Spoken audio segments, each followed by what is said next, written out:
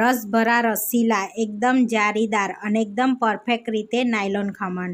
જો તમે આ રીતે બનાવી લીધા તો એકદમ પરફેક્ટ રીતે બનીને રેડી થશે. જોઈ શકો છો સરસ એવી જારી પડી છે આપણે પણ નાયલોન ખમણમાં. હાય ફ્રેન્ડ્સ, આજે હું શેર કરીશ તમારી સાથે નાયલોન ખમણ બનાવવાની રેસીપી. તો ફટાફટ બની જાય ને એકદમ સરળ રીતે બની જાય તેવા ખમણ બનાવવાની રેસીપી. તો અહીંયા 1 કપ બેસન લીધું છે આપણે બેસન લીસું જ આપણે લેવાનું છે, કકરું નહીં લેવાનું. હવે આમાં થોડુંક પાણી એડ કરીશું આપણે. તો મેં અહીંયા 1 કપ આ પાણી એડ કરું છું. 1 ચમચી નાની લીંબુના ફૂલ એડ કરીશું. તો આ ખમણ ખાટા મીઠા બને છે ને એટલા માટે.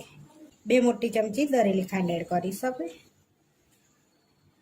5 ચમચી હિંગ એડ કરીશું. 1 ચમચી આદુની પેસ્ટ અને મરચાંની પેસ્ટ એડ કરીશું મિક્સ.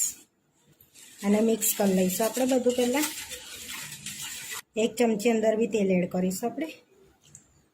સ્વાદ પ્રમાણે મીઠું એડ કરીશું આપણે. બધું મિક્સ કરી લઈશું સરસ.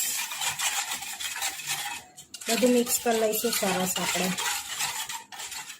હવે આપણે બેસન એડ કરીશું અને સરસ મિક્સ કરી લઈશું. એને ગાંઠો ના પડે એ રીતનું મિક્સ કરવાનું છે આપણે.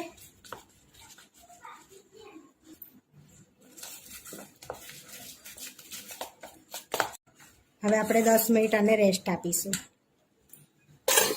રેસ્ટ આપે 10 મિનિટ થઈ ગયા છે. જીરું ચેક કરી લઈશું. થોડુંક ઠીક લાગે છે. થોડું પાણી એડ કરીશું 2 ચમચી જેવું અને મિક્સ કરી લઈશું. આ રીતનું આપણે બેટર રાખવાનું છે.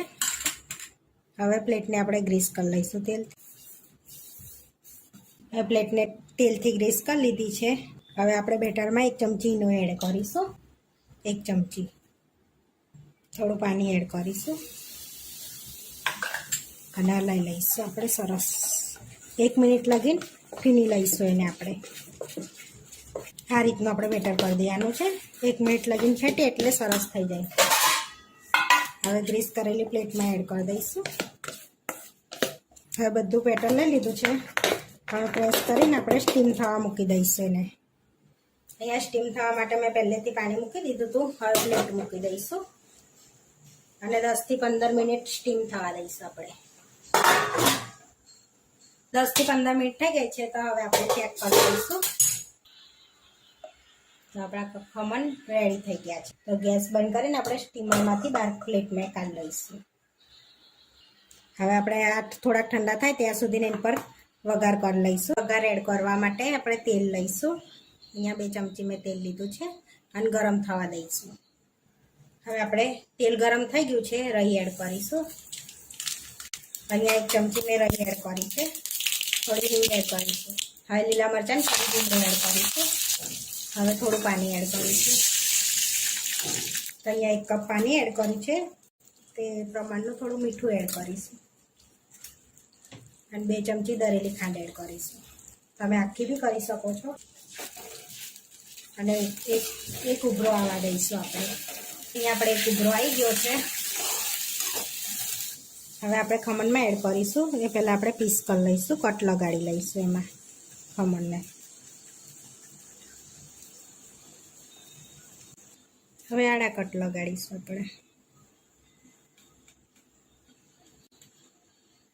હવે કટ લાગી ગયા છે. હવે વઘાર એડ કરી દઈશું આપણે ઉપર. એની પર થોડો આપણે વઘાર એડ કરવાનો છે બધી બાજુ.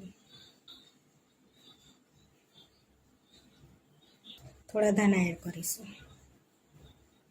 આપણા નાયલોન ખમણ બનીને રેડી થઈ ગયા છે. હવે આપણે સર્વ કરી લઈશું.